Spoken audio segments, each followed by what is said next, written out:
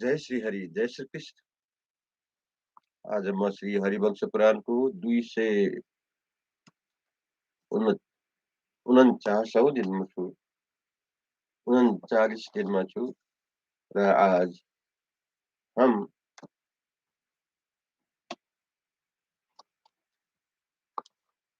षट तत्व र स्वाध्यायको बाँकी भागलाई श्रवण गराउँदैछु।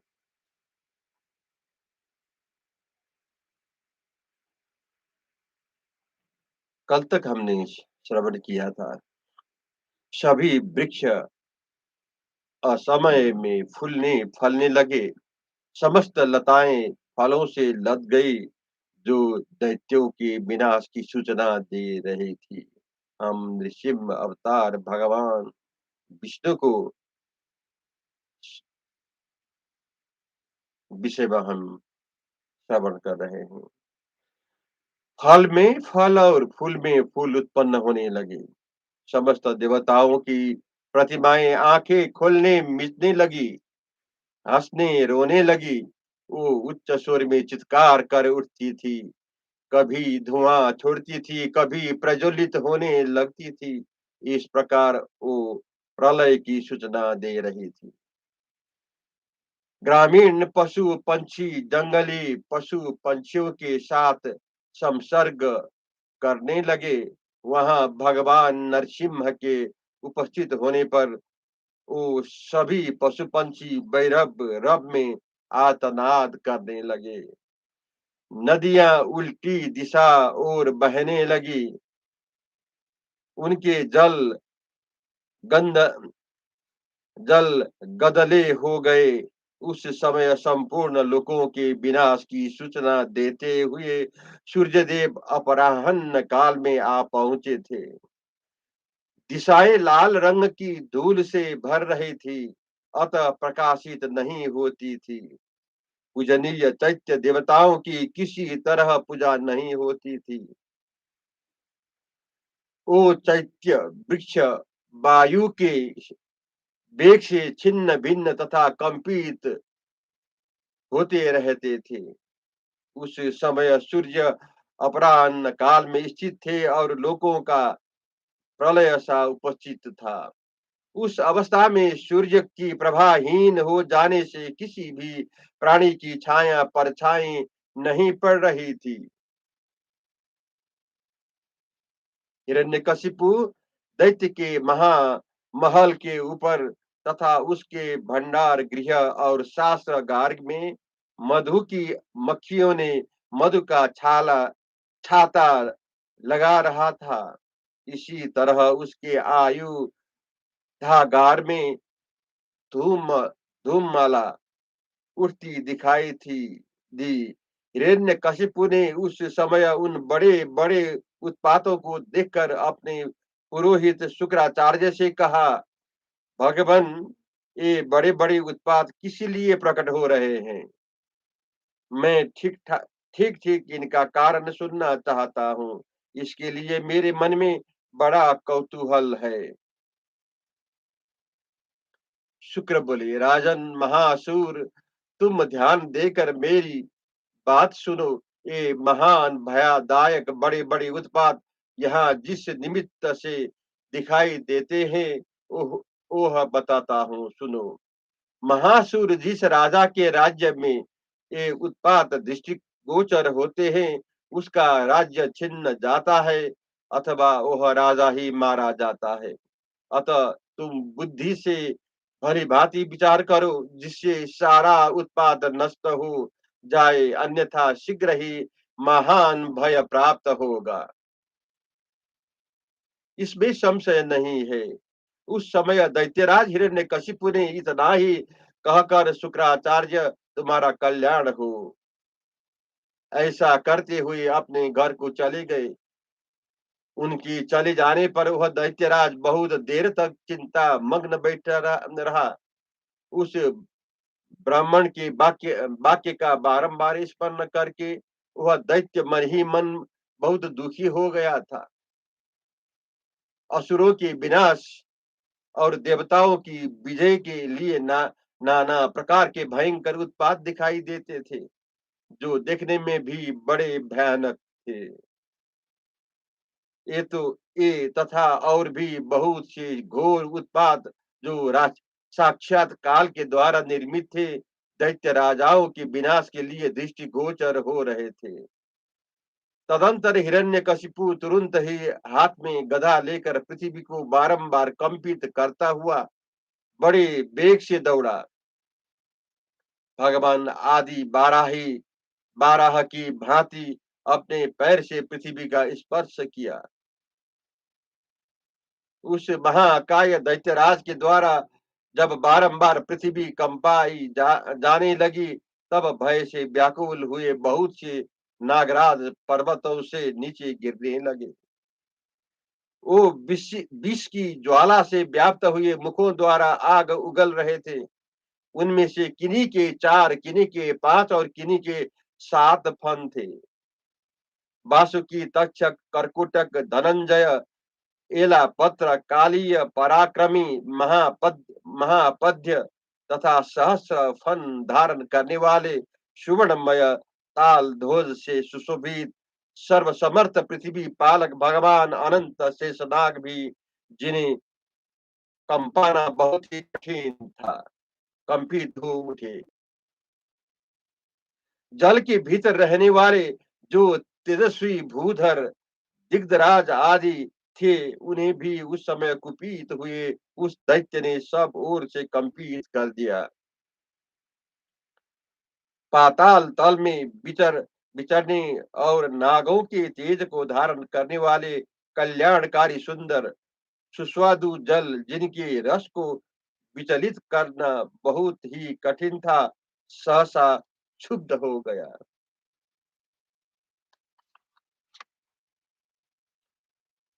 भागीरथी नदी, सरयू, कौशिकी, कोसी, यमुना, कावेरी, कृष्ण, बेड़ा, महाभागा, सुबेड़ा, गोदावरी नदी, चर्मणोती, सिंधु, नंदू और नदियों का अधिपति समुद्र मेकल पर्वत से प्रकट हुआ और मणि के समान स्वच्छ जल वाला सोनभद्र नद, सुंदर श्रुत वाली नर्मदा नदी, बेत्रावती नदी, गौओं के समुदाय से व्याप्त गोमती नदी, अपूर्ण जलवासी सरस्वती नदी, मही काल नदी, पवित्र जल बहाने वाली तमसा, सीता, इच्छुमती, देविका और महानदी, इन सबको उस दैत्य ने विक्षुब्ध कर दिया।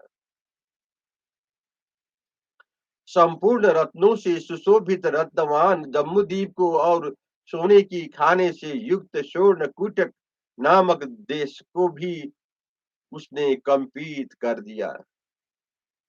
पर्वतों और काननों से सुशोभित लौहित्य नामक महानंद, कौशी कारण नामक पत्तन नगर या प्रांत, चांदी की खानों से युक्त द्रविड़ देश, बड़े बड़े ग्राम वाले मगध, अंग बंग, स्वीय, मल्ल, विदेह, मालव, काशी और कौशल देशों को, तथा जिसे विश्वकर्मा ने बनाया था और जो कैलाश पर्वत की शिखर की भांति सुशोभित होता था, गरुड़ के उस स्वर्ण निर्मित भवन को भी उस दैत्य ने कंपित कर दिया,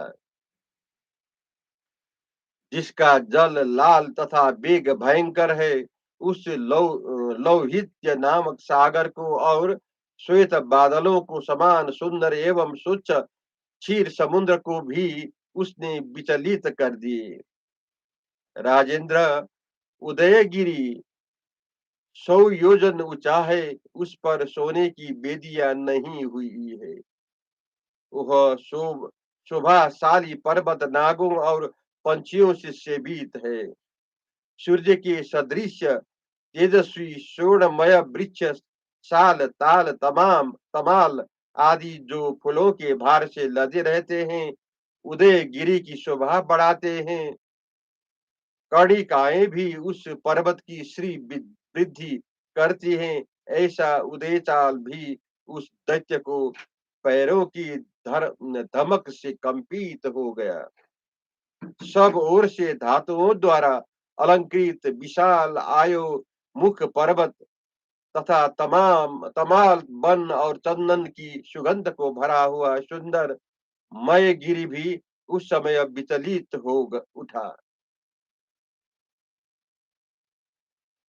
सुराष्ट्र, शुभालीक, शूर, अभीर, भोज, पांड्य, बंग, कलिंग, ताम्र लिप्त, आंध्र, पुंड्रु, वामचूट और केरल नामक देशों को तथा वहां के देवताओं और अप्सराओं को भी उस दैत्य ने शोक में डाल दिया।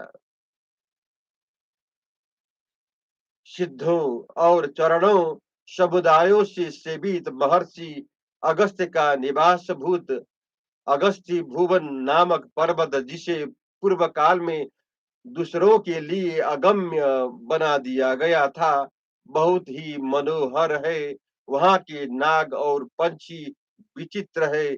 लताएं और वृक्ष फूलों के भार से लदे रहते हैं। वह स्वर्णमय शिखरों से सुशोभित तथा अप्सराओं के समूह से सेवित है, किंतु उसे भी उस दैत्य ने क्षुब्ध कर दिया।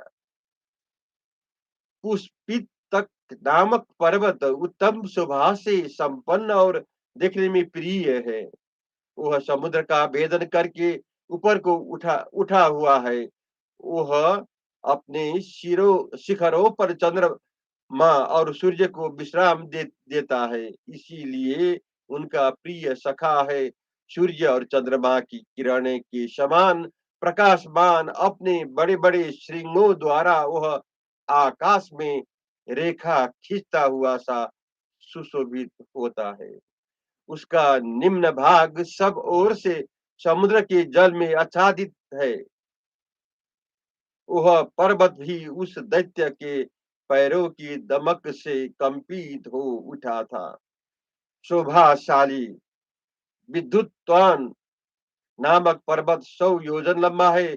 उस श्रेष्ठ पर्वत पर विद्युतपात होते रहते हैं।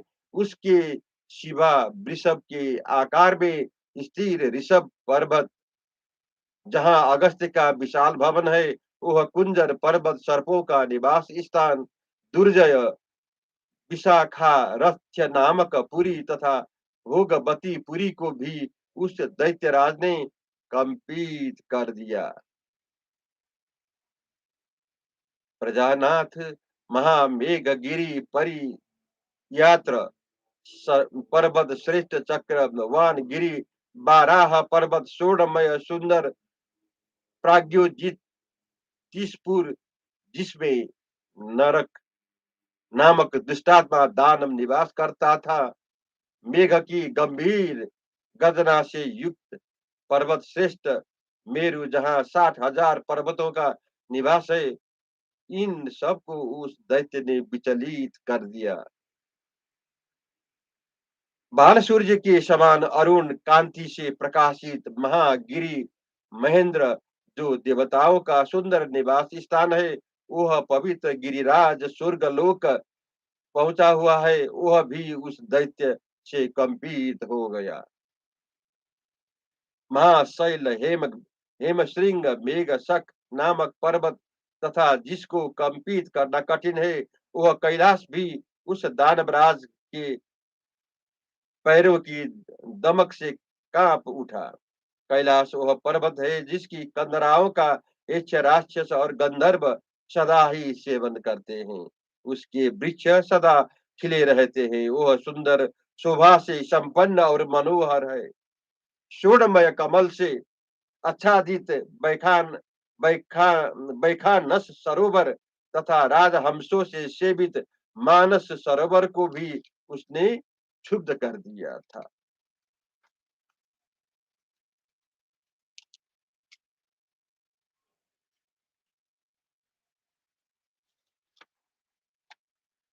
विश्रृंग पर्वत सरिताओं में श्रेष्ठ कुमारी नदी हिम की राशि सदृश मंदराचल उसीर बीज नामक पर्वत गिरिराज रुद्रोपस्थ तथा प्रजापति का निवास स्थान पुष्कर पर्वत, इन सब को उस दैत्य ने कंपित कर दिया था। देवा वृत्त पर्वत बालुक गिरी क्रौंच गिरी सप्तर्षि शैल तथा धूम्रवर्ण पर्वत ए और दूसरे भी बहुत से पर्वत देश जनपद नदी और समुद्र उस दानवेंद्र ने कंपित कर दिए। इतना ही नहीं, आकाश में विचरने की शक्ति रखने वाले जो पाताल निवासिनी निशाचर वंशज थे, वो मही पुत्र कपिल व्याघ्र क्षितिज कंपन तथा अन्य भयंकर असुर गण मेघनाद अंकुशायुत ऊर्ध्वोग और भीमबेग आदि भी सब के सब कंपित हो उठे। जय श्री हरि, जय श्री कृष्ण, जय नरसिंह भगवान।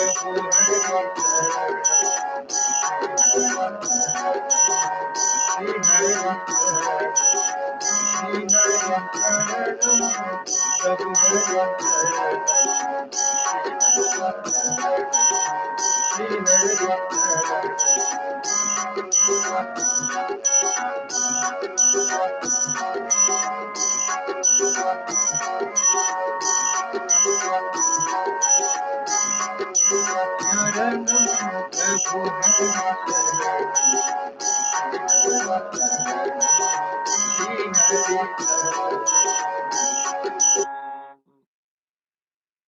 श्री हरि, जय नरसिम्हा भगवान।